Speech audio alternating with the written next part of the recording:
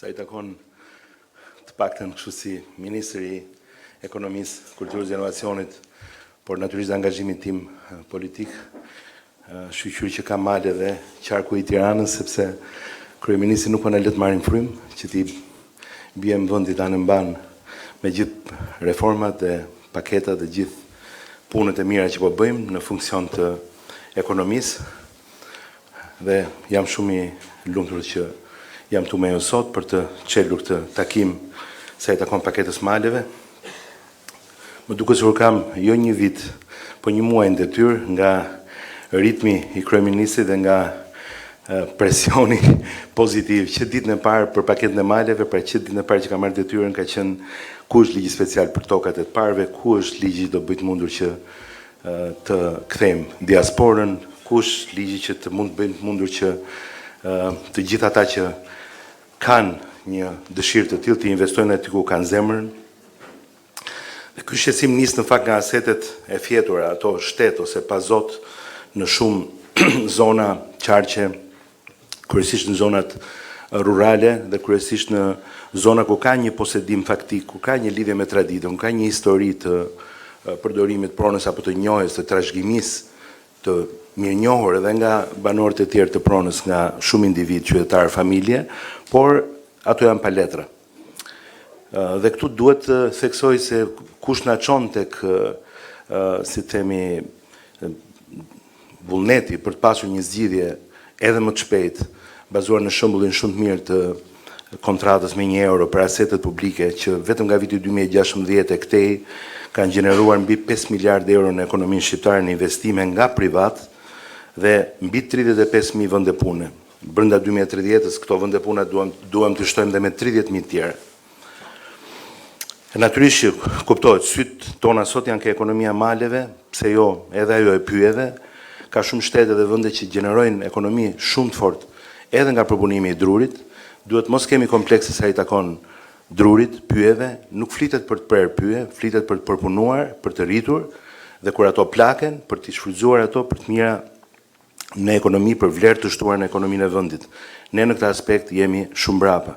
Gjithashtu për ti dhënë një alternativë ekonomisë asaj që kemi kryesorën, që është turizmi bregdetar dhe që është nxitësi kryesor I rritjes ekonomike në vend në vitet e fundit, duke e çuar turizmin e aventurës tashmë përtej brigjeve të detit dhe duke shkuar në zona që janë më natyrisht më të thella në kuptimin e dhe largësisë nga zonat urbane dhe të mungesës së zhvillimit, por që nuk janë larg, dhe që janë në një distancë shumë të arritshme në Shqipëri, pra ku qytetet, zonat urbane, zona që ne I kemi shumë zhvilluar, I kemi pranë.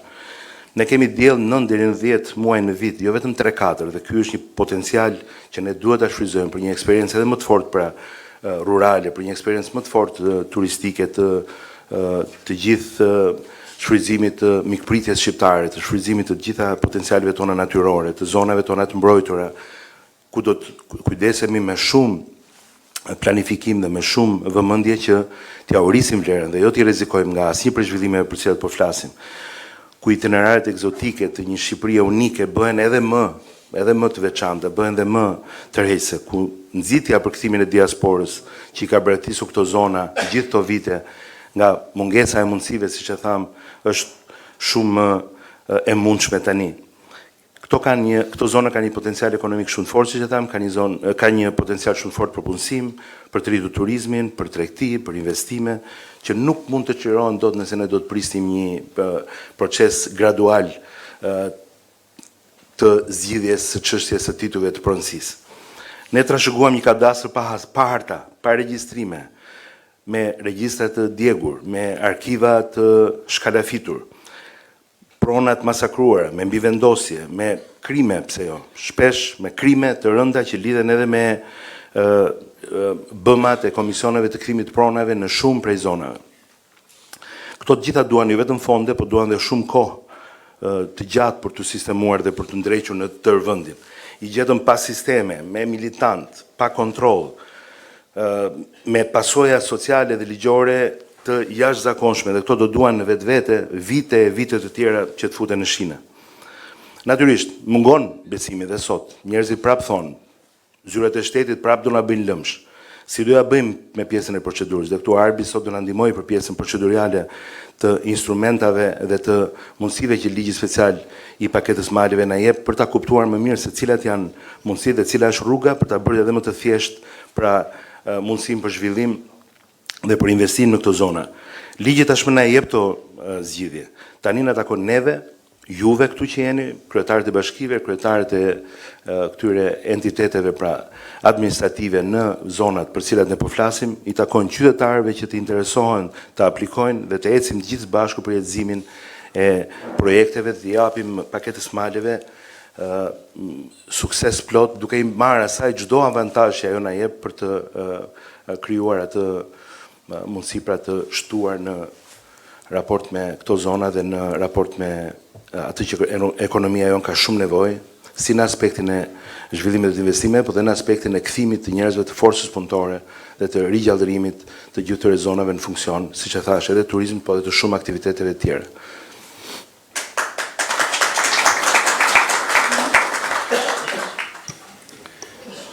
S'pari shumë faleminderit gjithëve që mbyllim për diskutuar një ndër ndoshta gjërat më interesante në raport me zhvillimin e turizmit, po jo vetëm turizmit në zonat malore. Do të fillimisht ndaja 2-3 numra që besoj që janë interesante. S'pari vitin që kaloi në Shqipërinë vizituan, kjo është një çështje që kemi diskutuar 12 milion turistë, të cilët shpenzuan më shumë se 5 milion euro në të ardhurat në Shqipëri. Prej tyre 30% u shpenzuan për restorante, bare, pra për pjesën e kulinerisë. 35% u shpenzuan në hoteleri, 20% shkuan për shpenzime kryesisht bujësore, miliard, 5.5 miliard. Më falni, 5.5 miliard, 20% për bujësi dhe 15% transport. Turizmi ka qenë një ndër ato elemente cila ka mundësuar që të ardhurat që nga turizmi janë shpërndarë në mënyrë shumë demokratike, shumë kapilare në gjithë ekonominë shqiptare. Por teksa janë shpërndarë në mënyrë kapilare në ekonomi, nuk janë shpërndarë detyrimisht në mënyrë kapilare në gjeografi. Një pjesë e madhe këtyre parave janë shpenzuar në zonën perëndimore afër detit dhe kryeministri ka pasur vazhdimisht një kërkesë që gjejmë të hapim mënyrën se si ky turizëm dhe këto të ardhurat të lëvizin në drejtim të maleve dhe në zonën më të mëdha, më të gjerë dhe më të madhe të Shqipërisë. Do jap 2 numra prapë që besoj interesante për çështje. Himara i ka sot të ardhurat e veta për frym si bashki 72.000 lekë për banor. Kavaja gjithashtu në Bregdet i ka 24.000 lekë për banor. Ndërkohë që zonat malore, për shembull Mati, i ka 5.000 lekë për banor, Fusharzi 4.000 lekë dhe Puka 4.000 lekë. Që thot, është e qartë dhe nga të ardhurat e veta që një pjesë e madhe e të ardhurave që vinë dhe nga turizmi janë të përshëndruar në zonën pranë Bregdetit. Ndaj paketa e maleve synon të zgjidhë një seri probleme që kanë të bëjnë me mundësinë për të zhvilluar, mundësinë për të investuar dhe veçanërisht problemin që banorët e këtyre zonave kanë në lidhje me çështjen e pronësisë mbi territorin. Do shpjegoj shkurtimisht procedurën, se besoj se është një gjë e cila ndihmon gjithë qytetarët, po dhe kryetarët e bashkive që janë prezent. Si fillim, çdo bashki e cila ka një zonë malore ka të drejtën të propozojë shpalljen e një zone si zonë zhvillimore me prioritare, zonë zhvillimi. Këtë bashkia e bën bazuar në vlerësimin e saj për territorin më të mirë që mund, ose territoret e ndryshme brenda bashkisë që mund të marrin këtë status.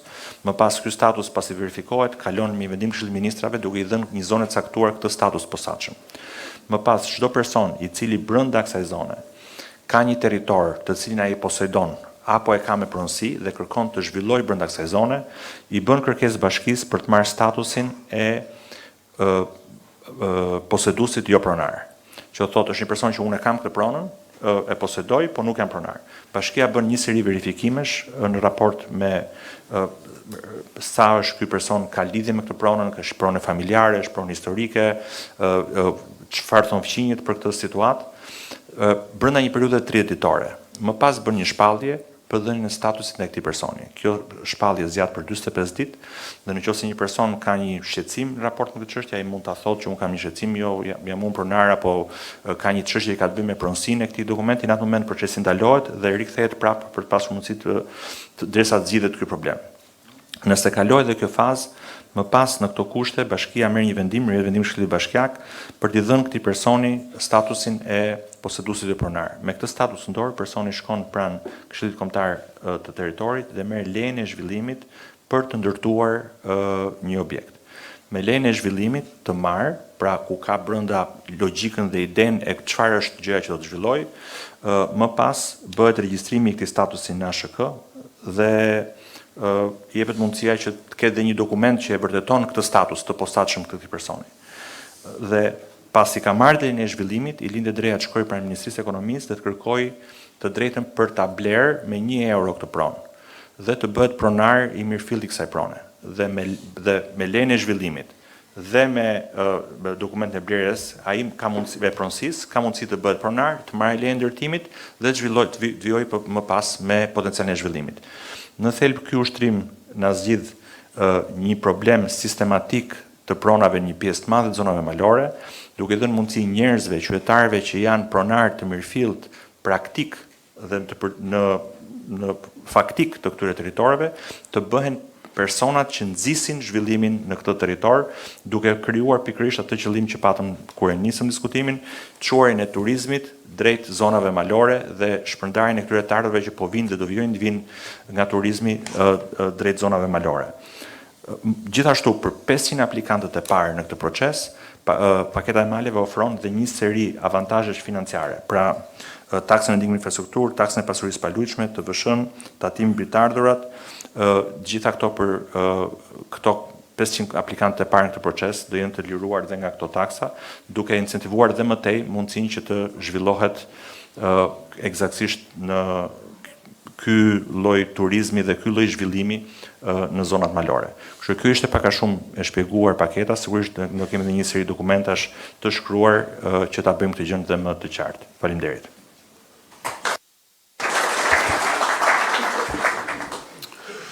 Mirë, shumë faleminderit edhe në radhë parë falenderoj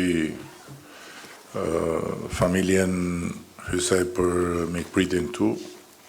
Është një nga pikat e bukura të zhvillimit të agroturizmit, edhe sa herë që vi përveç kënaqësisë mikpritjes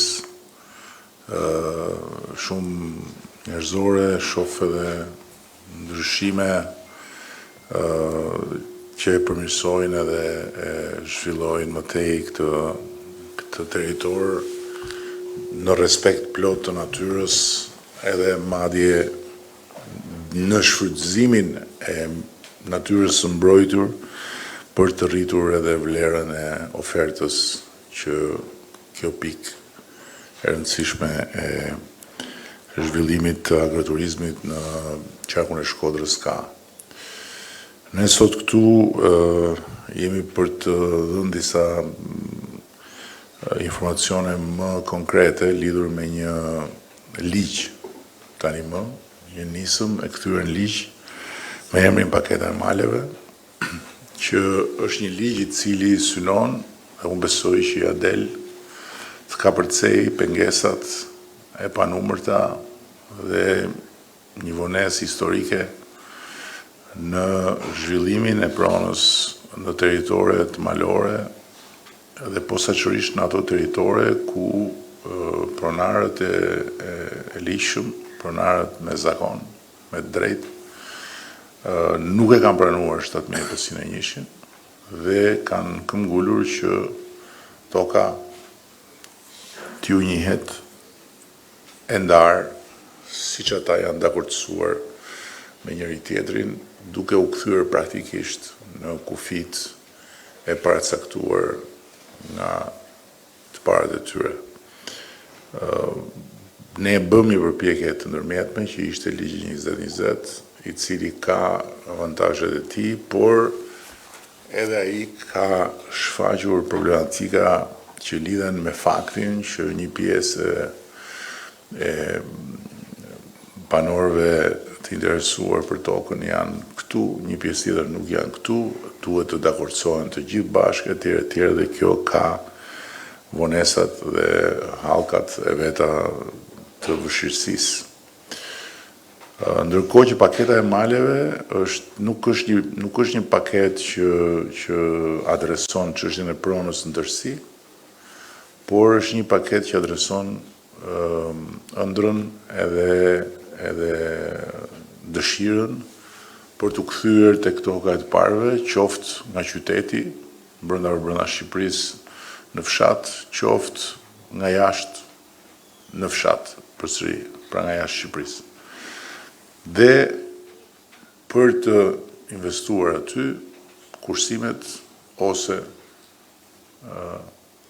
fondet e marra me kredi, dhe për këtë arsye kemi vënë dispozicion dhe një linjë të re komplet financimi nga Banka e Shqipërisë, është 250 milion euro në bankat e nivelit 2 me një garanci 70% të kolateralit nga shteti, që kush dëshiron mund ta përdor pikërisht për këtë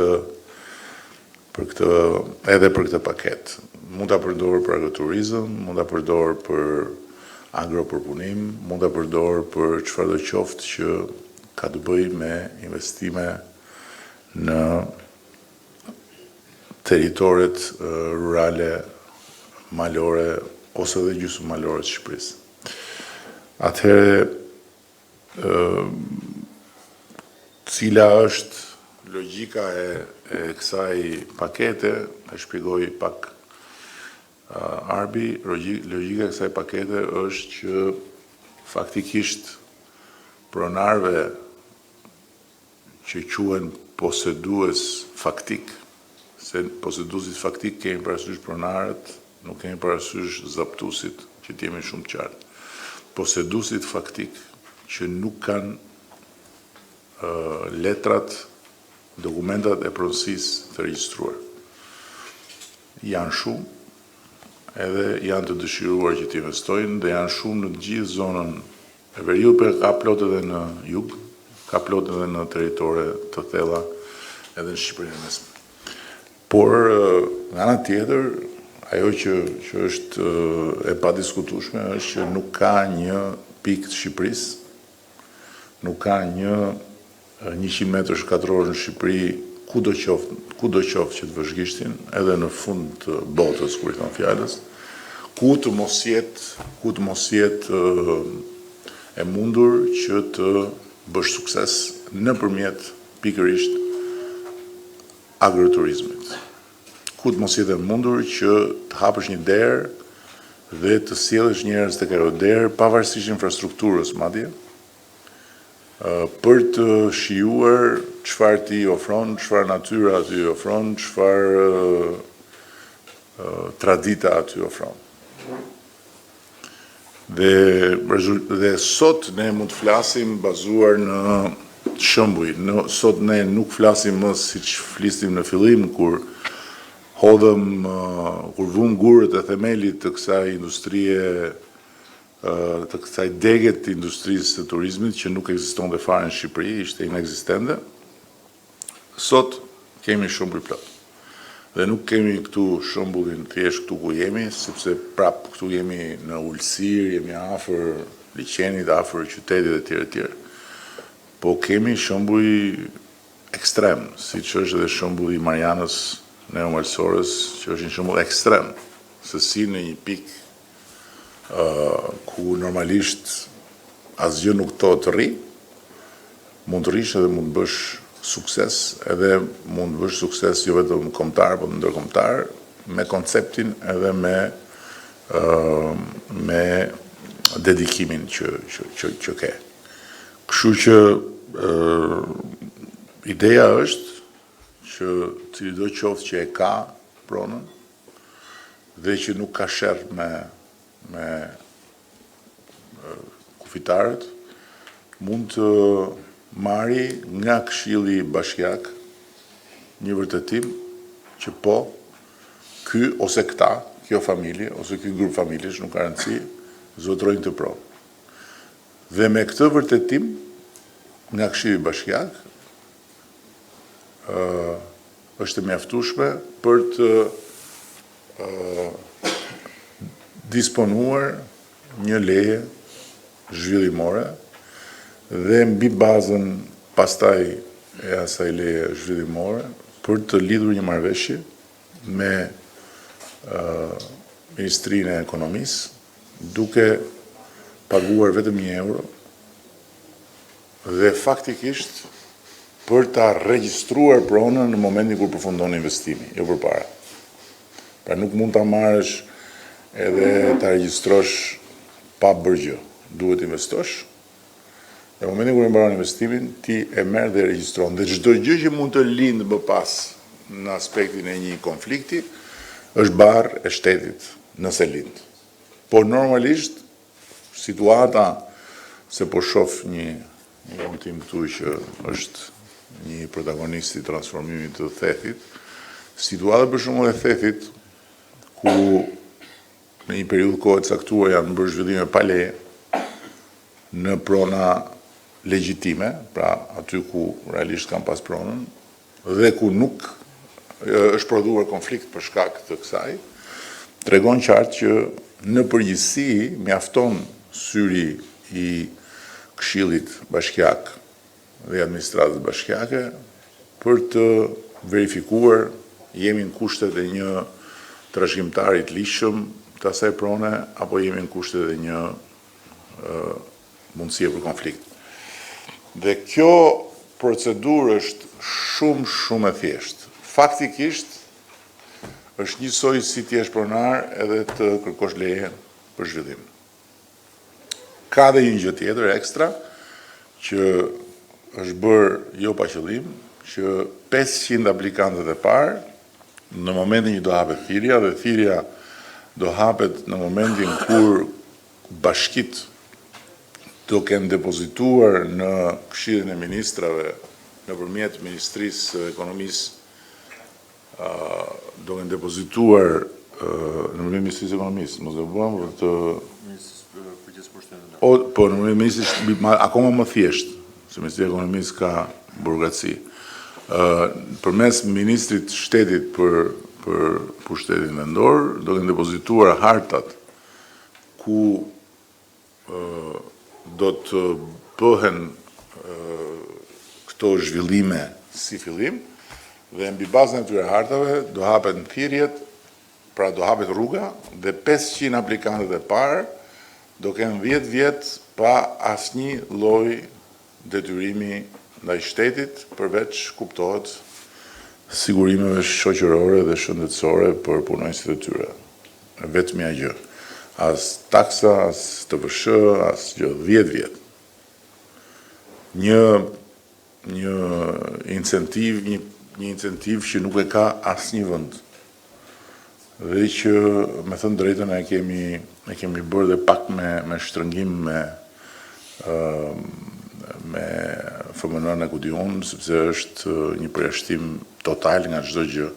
Por besoj që ja vlen, dhe besoj që në momentin që kemi 500 parët dhe fillimi i realizimit të këtyre 500 agroturizmave të parë, pastaj të tjerët vazhdojnë normalisht me të njëjtën metodë, por do vazhdojnë të kenë atë barën fiskale njësoj siç e kanë agroturizmat sot normalisht, me TVSH 6% dhe me taksa shumë të ulta për hir të vërtetës. Tani keni parasysh që në vitin e kaluar ka pasur 5.5 milion vizitor në parqet kombëtare, që është një shifër e jashtëzakonshme. 5.5 milion vizitor në parqet kombëtare, që ne i kemi të matshëm tani më, sepse nuk janë si dikur, po janë të matshme.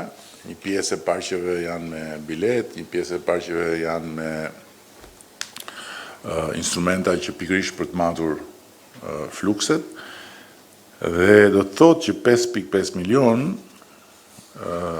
janë faktikisht potencialisht klient të një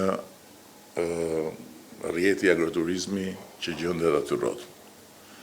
se gjëja që do të donin, një pjesë e tyre, mos gjithë, do të ishte që ta vazhdonin ditën diku aty rrotull dhe të shijonin diçka më shumë se sa të ktheheshin prap andej nga kanë ardhur. Dhe ajo që është akoma më interesante është që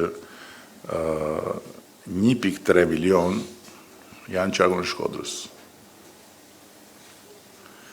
Në zonat e mbrojtura të qarkut të Shkodrës është shumë. Dhe rritja në krahasim me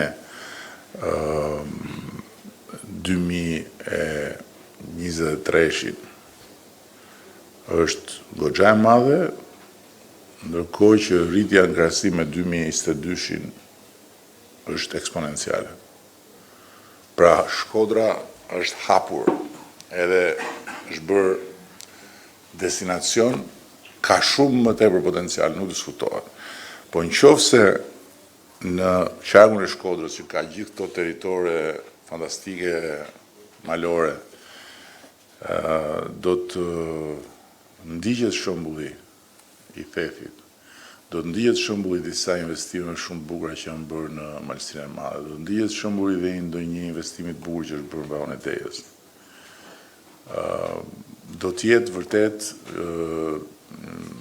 bekimi i madh për Shkodrën, por do të jetë bekimi i madh dhe për ata që do ta marrin përsipër këtë, dhe që mos rrinë andej jashtë që të punojnë për tjerët, apo që punojnë dhe për vete, po edhe një kafe me shije nuk e pinë dot atje, edhe për të bërë një muhabet duhet presin ditën e diel, edhe për ta gjetë tavolinën e muhabetit duhet bëjnë 2 orë me shku e 2 orë me ardhë. Do me thënë i bi jo me shku për të bërë muhabet, po me shku në boks. Se kështu janë distancat dhe kështu është pa harruar që koha më e bukur atje është kështu.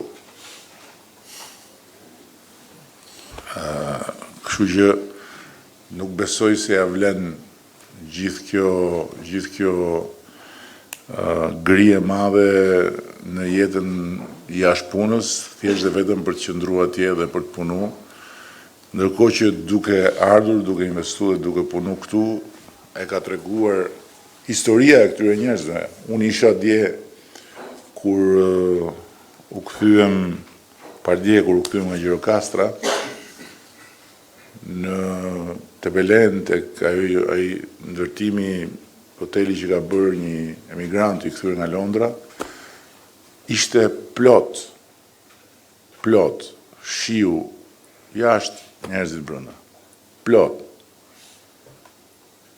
Dhe po të pyesësh atë, e tregon vet ai se sa i lumtur është që ka marrë vendimin të kthehet në Shqipëri edhe të investojë kursimet e tij në Shqipëri. Tjetra që dua të nënvizoj për pa ju marrë shumë kohë, është që agroturizmi, zhvillimi i këtij rrjeti do të stimulojë shumë prodhimin. Po prodhimin e cilësisë lartë, prodhimin bio, prodhimin e kushtueshëm. Dhe nëse sot agroturizmat janë, si thosh, një ofertë më e lirë, me hyrjen në Bashkimin Evropian, do jenë një ofertë luksi. Nuk do jenë hajtë se po shkojmë të ham pula në fshat.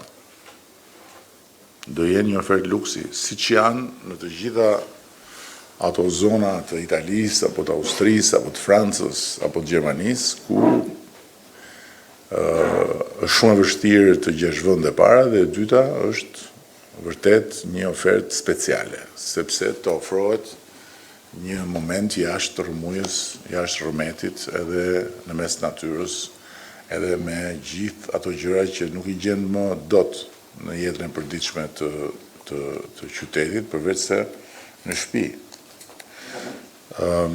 Ndërkohë që po ashtu duke zhvilluar këtë këtë lloj ekonomie, do të hapet rruga për të zhvilluar dhe produkte eksporti bio, për shembull, në disa pika tani prodhimet e vajit të ujirit të agroturizmit kanë filluar të shesin jashtë, si prodhime speciale, jo si prodhime në masë. Këto normalisht duhet ju vlejnë të gjithë atyre që janë në dilemë dhe besoj që shembujt e shumë, ne kur kemi nisur këtë përpjekje, nuk kishim 1 ose 2 agroturizma, po faktikisht sot kemi afro 250 të tillë. Dhe një pjesë e madhe janë mbështetur nga qeveria nëpërmjet programeve të AZBR-s, një pjesë tjetër janë bërë vetë. Ne do vazhdojmë mbështesim dhe besojmë që kur të kryhet dhe kjo 500-ja që kemi parapar, atëherë do të jetë shumë më lehtë për të ecur, edhe do të jetë shumë më lehtë për bankat për të financuar. Por sot që flasim, bankat kanë këtë instrument në dorë që e kemi siguruar me Bankën e Shqipërisë. Dhe sot që flasim, kredia për të zhvilluar një ndërmarrje të vogël dhe të mesme ku fusim këto agroturizma është 9-3%. Një kredi 9-3% me një kolateral të mbuluar në 7% nga shteti dhe më pas ne do shohim dhe instrumenta të tjerë. Kemi kaluar edhe projekt ligjin e Bankës së Zhvillimit, më në fund do kemi bankën tonë të zhvillimit, që do t'jetë në dispozicion pikërisht të gjitha atyre sektorëve dhe të gjitha atyre sipërmarrjeve që nuk janë dhe aq lehtë të financueshme nga bankat tregtare që duan fitimin sigurt një bankë zhvillimore për të nxitur financimin dhe investimin në sektor që fillimisht mund të kenë risk më të lartë ose fillimisht mund të kenë nevojë për shumë më tepër kohë për të bërë interesant për bankat. Këto ishin ato që donim të ndanim sot. Sigurisht që paketa e maleve ka nevojë për promovim, ka nevojë për informacion, dhe mbi të gjitha ka nevojë që tani institucionet, dhe në rastin konkret bashkitë dhe qeveria të tejkalojnë gjithë të procesin e bërjes gati të gjithë atyre territoreve ku do të bëhet fakt kjo paketa. Një nga arsyet që është menduar kështu që mos lihen gjithë ku ka mal, hajde, është edhe për të krijuar balancë me zonat e mbrojtura, por natyrisht që kjo do të jetë në çmimin e bashkive, e kryetarëve të bashkive. Ata dinë edhe ku janë kërkesat më intensive, dinë edhe ku janë përqendrimet më interesante, dinë edhe çfarë ka me diasporën si kërkesa konkrete, edhe t'i japim një shtytje dhe ta promovojmë edhe ta realizojmë dhe të bëjmë që në 4-5 vitet e ardhshme të kemi një rrjet agroturizmash që do të sjellë shumë më tepër turistë në male, por jo thjesht në numër, sepse sot ka shumë turistë në male, por shumë më tepër turistë që shpenzojnë më shumë në male. Kjo është ajo që duhet të realizojmë. Që gjithë përpjekja është si t'i bëjmë të lënë më shumë lekë në Shqipëri. Shumë faleminderit. Tani nëse ka një pyetje nga protagonistët i veç i këti ta thy akullin se është mësuaj, i veç. Po, fix. E di edhe Grejsi se kush është ai që du t'javë mikrofonin. Përshëndetje gjithë. Faleminderit zoti kryeministër. A ka mundësi të thush se, një minutë, se shqyqyrit kam këtu dhe live, ka mundësi të thush se më kanë bërë Barsaleta këta kaneta që më të regosh historinë e ati në theth që i qoni lek njerëzve që keni jashtë, a ka mundësi të thush? Po, është vërtet. Trego ta mon, trego. Atër ne kemi njerëzit tanë, kemi vëllezërit edhe kushit, si janë në Gjermani, në Itali edhe në disa venet të Europës. Edhe për momentin jemi t'ju lutë, t'ju thonë, hajde një kënej, se s'mu një ma me tarë nga Shqipëria, se keni mundësi me arë me i ba këto. Për në zhvillimin, unë po flasë për thethin, ne para shumë vitesh ishim 20 familje si kishim nisë si turizm, me bujtina me shpijat si në kanë trashëgimnue nga familja. Kurse tani jemi ba mbi 300 familje si janë këthën nga gjithë bota, nga gjitha qytetet edhe janë ba pjesë e venit për të zhvilluar turizmin. E para herë, se tani kush di çdo thonë për ty tani. Më përgatitu, po s'ka problem për ty, reklama është punë e madhe fort ti. Po e para, Kthethi është një fshat shumë i largët në Thonjza, por jo dhe i afërt. Dhe është fshati me numri më të madh të rinjve që unë kam pa herë në Shqipëri. Domethënë në Theth ti mblidhesh me njerëz edhe aty 90% janë tri. Dhe çfarë janë ata tri që janë aty? Janë pjesa më e madhe sipërmarrës. Të njëjtën gjë kam pa edhe në Sarand, po gjithsesi Saranda është më shumë, si thush, e populluar etj. Në Theth, të vajzat, djem, gra, burra që janë kthyer, ose nga Tirana, kanë hik nga Tirana, kanë shku atje, ose nga jashtë, edhe që praktikisht kanë ndërtu atje një destinacion, që është destinacion ndërkombëtar. Dhe tani kanë ambicje të bëjnë investimet të tjera, shqyr u zgjidhe problemi i regjistrimit të pronave, të shtëpive, se i kishit pa regjistrume, tani ata mund t'i përdorin edhe si kolateral. Besoj që këtë linjën e financimit të Bankës Shqipërisë mund t'a përdorin me shumë lehtësi. Dhe tjetra që është shumë e rëndësishme është që pagat në Theth, kjo është pak po e sigurt, janë më mirë se sa pagat në Greqi.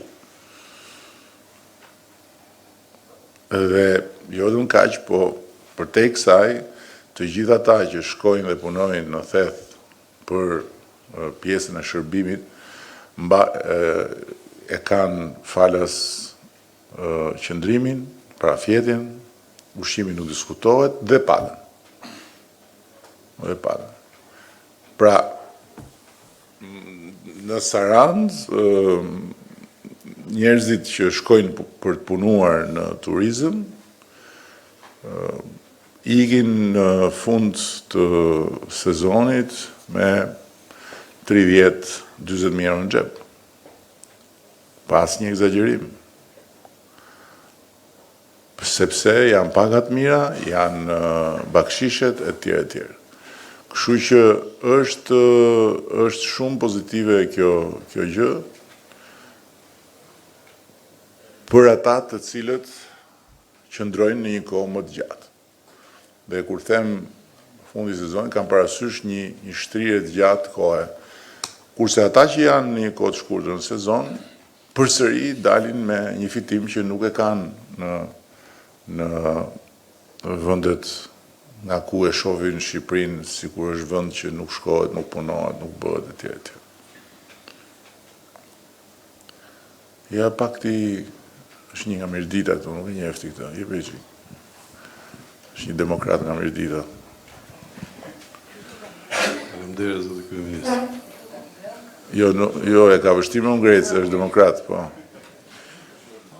A mor qohë, mor burë. Ky është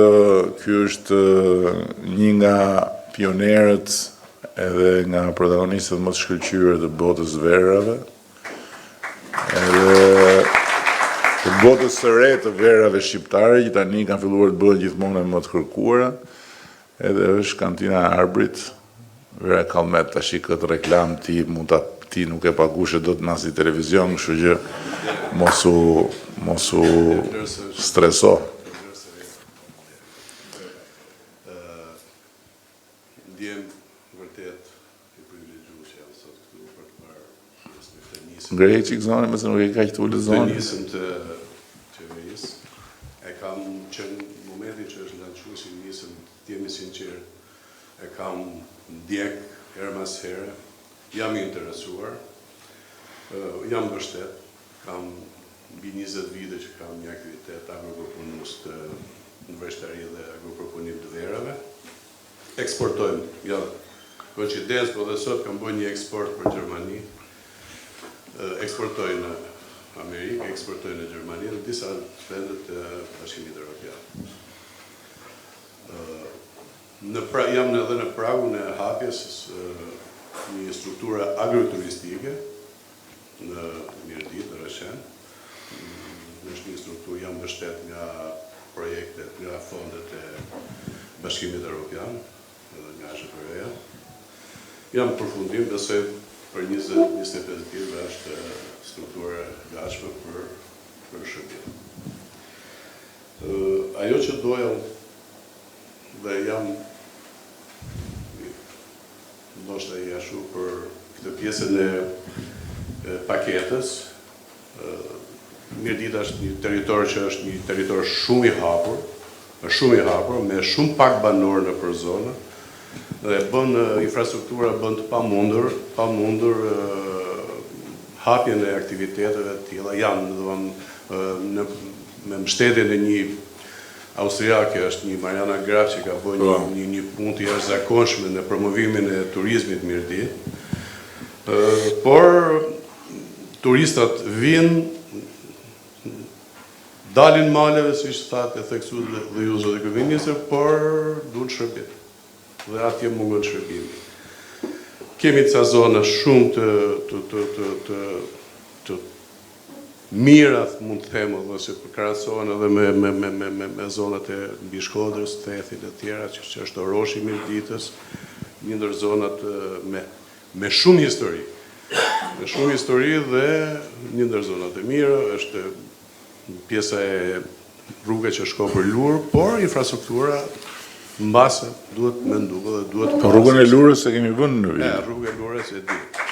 Pjesa e Oroshit do të thoj është në 100 fshatrat, është promovuar, është propozuar domethënë dhe është pranuar në 100 fshatrat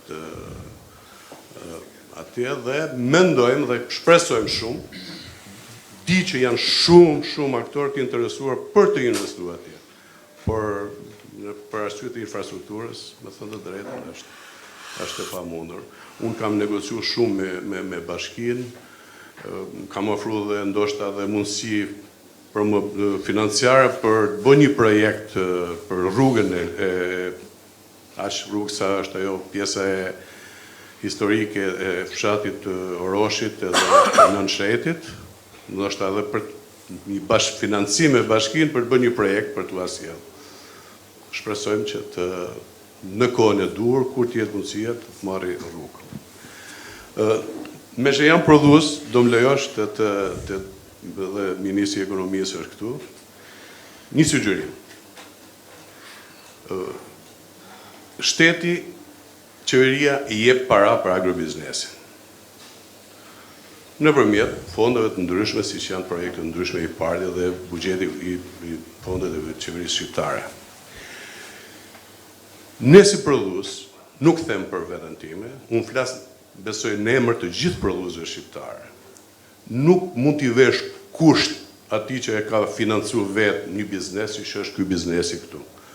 Por ati biznesi që qeveria e financon, e letëson me taksa, si përmendet dhe ju, e letëson me taksa, e letëson, duhet t'i japi t'i ve dhe një pikë, kjo është për ju, zoti Gonxhe, një pikë që 50, 30, 40% të produkteve t'i ketë shqiptare.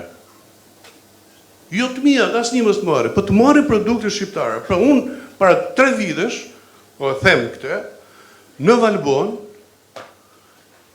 asë një restorant nuk ishte verë shqiptare.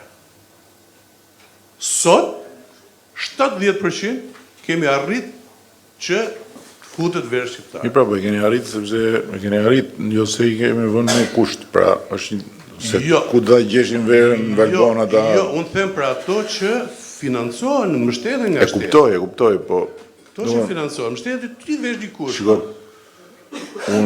jo kusht, më fal. Unë jam socialist, po nuk jam nga ta socialistët që besojnë shumë ke ndërhyrja e shtetit në çdo gjë. Unë besoj që produkti i mirë shet veten e vet, edhe juve tani për shembull, edhe ju patjetër kantina juaj, po dhe disa kantina të tjera, se unë e njoh dhe verën se e pi 33.000 euro, e ke parasysh se çfarë njohjet verës kam. Realisht keni bërë kapërcim epokal me verën, dhe praktikisht bile, se desha, po ta them se një natë, një që ka një dyqan verë në Tiranë, e ke edhe në Facebookun tim, po desha me pa, u anku se më tha, këta të vëndit ta, e kanë përmirësu shumë dorën, po e kanë rritë shumë çmimin. Do me thënë, si pas ti, në Tiranë, nuk e di. Nuk besoj. Nuk e di. Nuk e Po, besoj. Unë besoja që e thoni ju, por nuk e besoj se... Kjo është një ide që ne do a shohim, unë nuk besoj ke detyrimi, e di pse s'besoj ke detyrimi. Më fal, jo kusht. E di pse s'besoj, se çfarë do ndodhi. Do t'i thush, do ta shes se do kesh 40% produkt shqiptar, okay. Pastaj do ta kontrollosh. Kur ta kontrollosh, do t'i sjellësh inspektorët. Kur të vinë inspektorët, do duhet që ata t'i provojnë produktet vetë. Masi të provojnë produktet, do duhen edhe në i shpenzim për rrugën. Se e thash... Edhe masi, edhe po si ishte infrastruktura mirë, do kërkojnë edhe në i gjobë për dhimje koke. Kështu që, kurse me incentiva, po, mund tjetë varianti me incentiva, që do keni këto incentiva nëse shisni produkte shqiptarë. Por ajo që është pak po e sigurt, besoj që e ke pa dhe me agroturizmin tatë se të lashë në kom, për shqyqyr se demokratët të rrinë njerë në kom, se ngelëm ne në kom të i bëjë zmet demokratëve. Besoj që e ke pa që vetë momenti që ti ke atë agroturizm atje, unë do vita shosë, më ka thonë që e bëjë gjë fantastike, pa tjetër që kjo do stimuloj edhe të tjere të rreth e rrotull, se ty do stimuloj t'i shkosh atyre, ata do vinë t'i sjellin tek ti.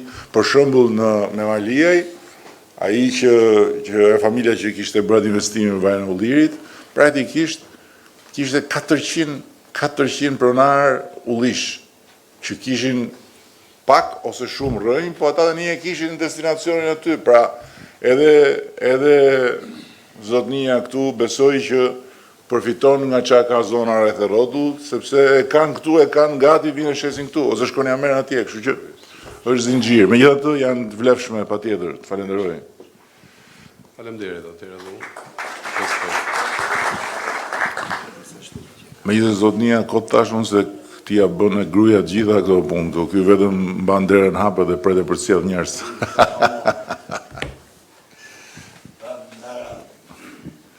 Do në njëri tjetër të thotë diçka,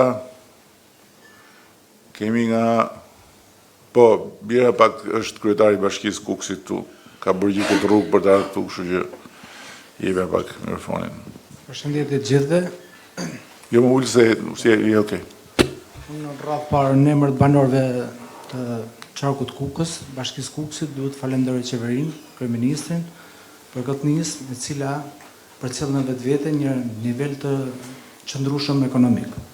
Kjo paketa e maleve është e mirëpritur në Kukës, sepse gjatë kësaj periudhe kohore, 30 vjeçare në Kukës ka shumë të ri emigrant që kam pas kontakte në Londër, në Belgjik, duan të kthehen në vendlindje, të investojnë dhe në vetvete paketa e maleve është e mirëpritur nga gjithë banorët e Kukësit.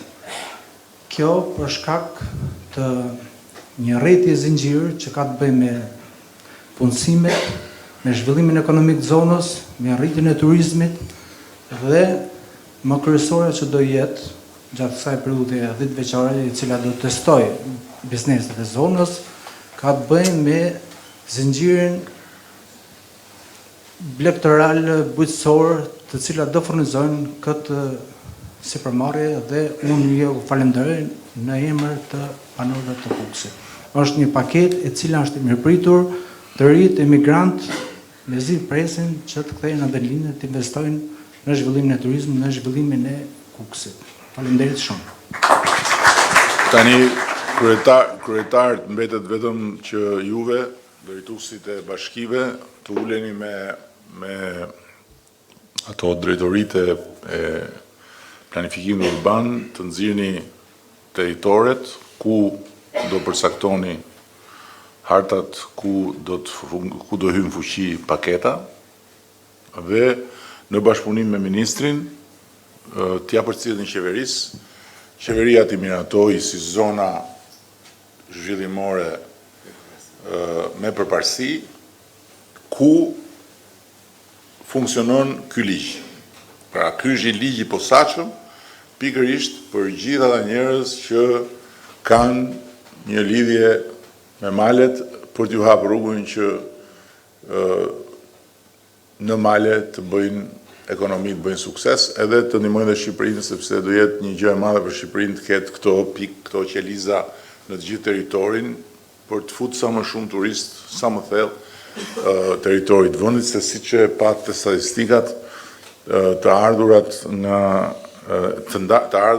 nga turizmi kanë qenë shumë të larta dhe do vazhdojnë të rriten, por janë të ndara disproporcionalisht midis bregut, të detit edhe malit. Dhe unë e kam bindje këtë gjë, koha do ta tregoj, përgjithsisht këto lloj llafesh më dalin, jo se hedh fall, po sepse ditë-natë këtu e kam mendjen që në momentin kur malet do të zbulohen nga turistët e gjitha kategorive, se sot janë zbuluar nga ata lloj turistësh që janë me çantë gra. Po kur zbulohen nga turistët e gjitha kategorive, do jenë miniera e vërtetë e të ardhurave të Shqipërisë.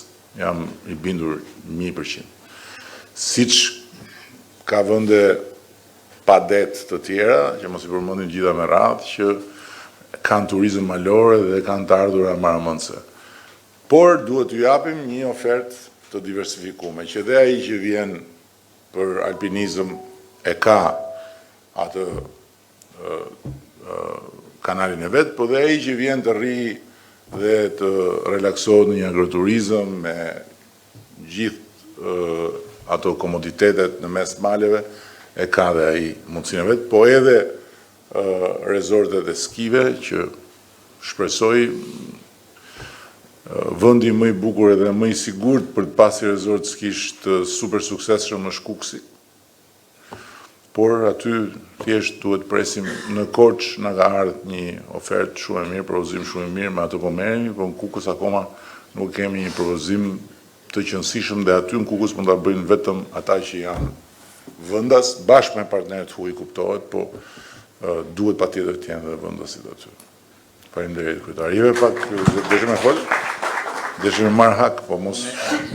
Unë di që ti hall me fol gruaja, po jam malëtorën e kam lanë jashtë gruaja. Gruaja punon. Ti e ul këtu, flet me mua. Gruaja është po ti s'ka ditë tjera me pa mua, jam unë puna e bën qes. Herë mirë se keni ardhur gjithëve. Jam kurse më njeh Gzim Hysaj. Jam një iniciator që kam ardhur me investuar në këtë vend. Kur kam ardhur këtu, faktikisht shumë njerëz më kanë thënë që je budalla.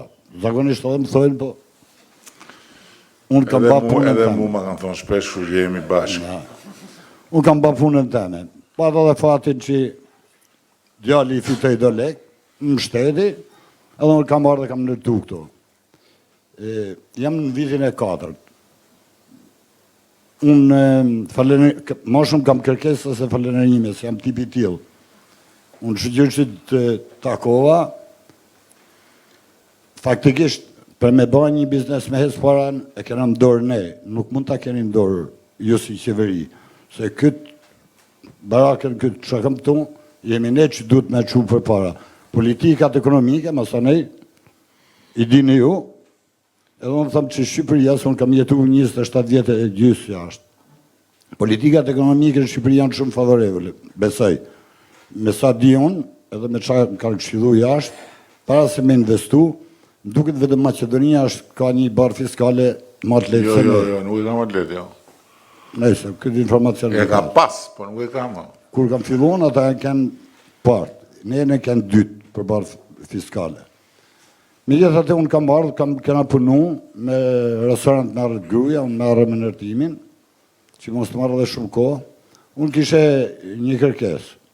Njerëzit të unë kanë ardhë, bëjë gjithë, gjatë verës, unë kam punu, jam kanë plot.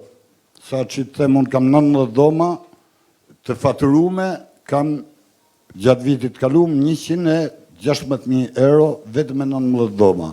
Vitit kalum, ku pjesa ma malla është ba në verë. Se gjatë dimrit, jena i fije ma këshu.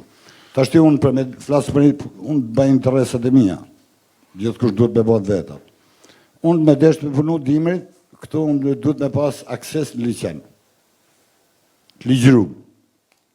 Se turizmi gjithë e pëlqen liqenin. Jemi në breg, një mbështetje për unë ka kënë një vi këtu, kam zgjeru, edhe menimin e bashkisë zotit Tonin, nuk e mohoj, por turistat e kërkojnë. Jo me kanoe, jo me dalë, jo me pas një skaf, me zjarë njerëzit me bën një gjiro, se është pjesë shumë e madhe. Me fjalë, është diçka që në botë... Po qarë pengesë e ke? Pengesë unë kam këtë vim, gjatë ujë këtë lëviz. Dime e verë këto ka shumë disë nivel. Si mjetë e kena të dhu me bashkin. Por, gjatë dimit kjo myllët, se dalga ujë këtu vjenë. Po që të bëjmë ne? Që du të bëjmë ne, mo? Me ba, unë kishe të dashë. Ja se sjarove me grurë, më mrapa. Ja, shpresas dhe një. Ti dike qa do të dike si bëhet. Jo, di si bëhet, unë teknikë rëtimit. Po pra më thuj. Du një mështetje me partneritet, me bashkëpunim, investimit mija tujat, që të bëhet diçka për gjithë. Një mol. Një mol. Oke, kuptova. Se është, për shambull, jo, shkretin, kam thonë dhe herë tjera, unë s'murri pa i thonë. Tonini thot, ishala po kap ti në mështetje nga qeveria, se për ne të thot thue, se ka halë, Tonini ka halë në vetë. Jo, pëse vje marë, unë s'jam ty kërku gja, unë kam investu lek të familjes tu. Unë të shi kërkoj një akses në liqen, se është mirë në gjithve. Për shambull, pëse unë kam planifiku me blej një skaf nga këto me 2 shuk për pasagjer, pëse mos të baj unë të vej një skaf të jemi në privat, tu me marë për këtu të ura buzë 2 dit, me i prunë me vuj bilet simbolik ose heq, edhe tjetër kërë vinë tu në fitoj lek se ka me hongër buk, edhe është të bukur, ne mund shkojma ne, ata mund vinë të një turist, e ka një kjo liqeni, është pasuria rrallë. Po kemi fillu ta përdorim me liqenin, se ishte i papërdorën, ta që kemi fillu me edhe molin e ri e pash, sot e pash molin e ri që është bërë, dhe më dhënë edhe këtë molin këtu, Tonin, mos më shif mu. Unë, me qanë se vërdet, unë jam morë me këtë punë, po jo se ta kam kërku ty, po... Po pra se ti rri pret ma kërkoj gruja gëzimit, po. Do ta bëj, është e bëme kjo, do ta zgjidhim, po... Ka dhe i gjë tjetër që unë besoj, duke pas parasysh çfarë kanë ata që bëjnë sukses në turizëm ndimër, ka dhe një element tjetër që duhet me pas parasysh që ka shumë potencial, që është turizmi i, si i thonë Shqip, wellness, që është turizmi i fizioterapis, i shëndetit, i masazheve, për shembull ti Unë i kam projekt. Ydbir me siguri ka plot njohje me fizioterapista edhe për rikuperim të sportistëve të dëmtuar, edhe për njerëz që vinë për të rikuperuar. Domethënë ajo është një zonë e industrisë që po merr gjithmonë më shumë hov. Madje pash disa materiale nga një konferencë e madhe që ishte bë e hotelerisë, edhe kanë fillu hotelet me besyje të fusin komponentin e analizave mjekësore e këtyre formulave të pastrimit gjakut e tjerë. Kështu që duhet pa kjo, në dimër një komponent shëndeti e bën shumë atraktive një zonë si kjo ose çdo lloj zone malore. Unë të projekti parë kam një spa shumë modern. Hajde se flasim më mbrapa, se jemi live. Që doli. Që i dion të punë. Live. Shumë faleminderit.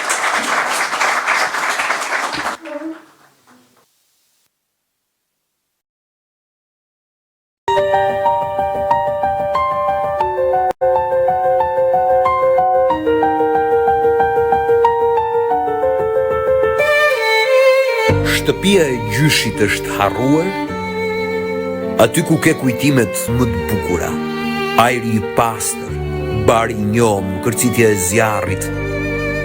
E ke menduar ndonjëherë se kjo tokë mund të bëhet mundësia jote e artë? Ktheje në një bujtin që mirëpret vizitor. Hap një agroturizëm ku tradita takohet me të ardhmen. Krijo një qendër aktivitetesh malore dhe sportive. Me paketën e maleve ti nuk je vetëm. Procedurat të thjeshtuara pronësie dhe ndërtimi. Lehtësira fiskale për investimet malore. Turizëm gjithsezonal dhe zhvillim ekonomik. Kthimi diasporës. Paketa e maleve është ura që lidh të drejtën zakonore me pronësinë e ligjshme dhe të investueshme. Nga tokat e të parëve në biznesin tënd të së ardhmes. Puno dhe jeto aty ku ke zemrën.